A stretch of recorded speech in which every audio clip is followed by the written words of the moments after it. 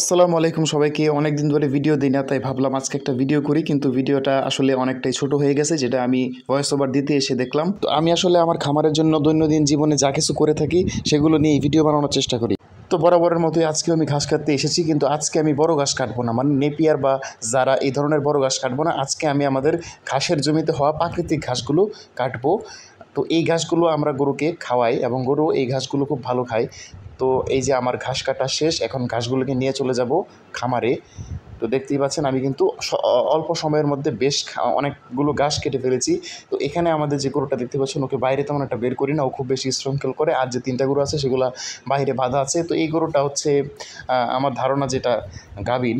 আপনাদের দেখে কি মনে হয় একটু কমেন্টে জানাবেন। আর এই হচ্ছে আমাদের আরেকটা ঘাস ক্ষেত। আর ওই সামনে দেখতে পাচ্ছেন আমার মামা ধান চাষ করার জন্য জমি প্রস্তুত করছেন তার লাঙল দিয়ে।